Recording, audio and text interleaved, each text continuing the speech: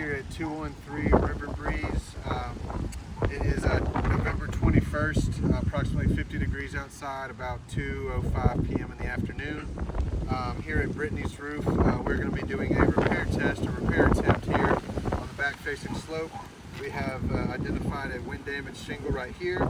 I will be popping the tar strip loose on the two courses above the damaged shingle, removing those nails, taking a new course of shingles, putting that in, documenting start to finish on this repair test, and then we'll let you know the outcome of it. So I'm going to start by popping the tar strips right here and getting these nails out.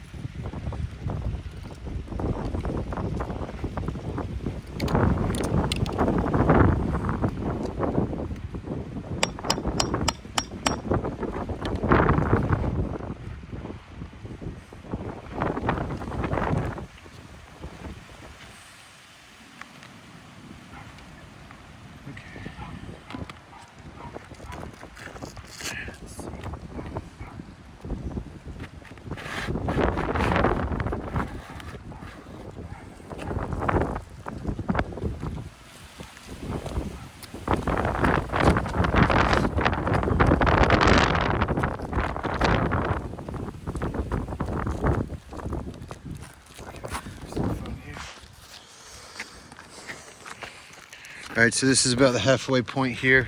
We have taken that course of shingles out, set it up on the ridge, and we're going to be installing this new course.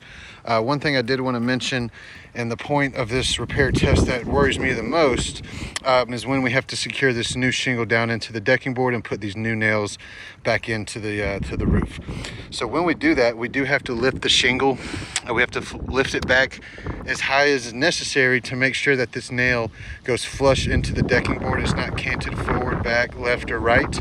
This nail has to go flush into the decking board to make sure this course of shingles properly secures into the roof and is not prone to leaks. So we do have to lift that shingle high enough back to get that nail straight and flushly into this decking board. And due to the condition of this roof, that is the part where I worry the shingle is going to crack and break and cause consequential damage when doing so. But we'll press on here and we will wrap it up when we finish up.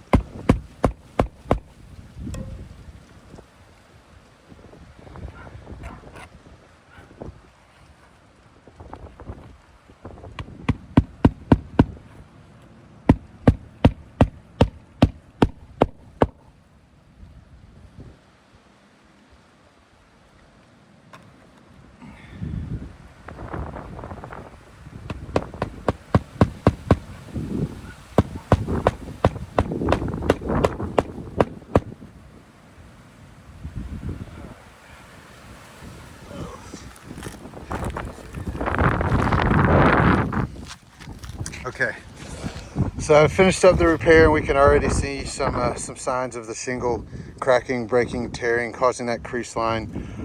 That does mean that shingle is fractured, is voided, and would need to be replaced because of the consequential damage. But what I really want to key in on here, before we finalize this video, is if I take my hand and I rub it on a shingle, you know, right over here to the left, that we did not touch, those granules for the most part stay intact. They stay on that shingle. Now if I take my hand over here and I rub it across the top of these shingles that we did work on, you can see those granules start to fall right off. So I'm doing that same wiping motion with my hand, and you can see those creases forming on these shingles that we did this repair attempt on. So I'm going to go ahead and mark this repair attempt, or this repair test, as a fail. And try to get a little bit of chalk here, try to mark some of these shingles that did show creases here. And because of this outcome, like I said, we will mark this as a failed repair attempt.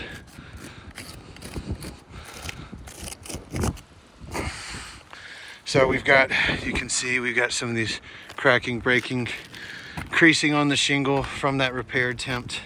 You can see it very clearly.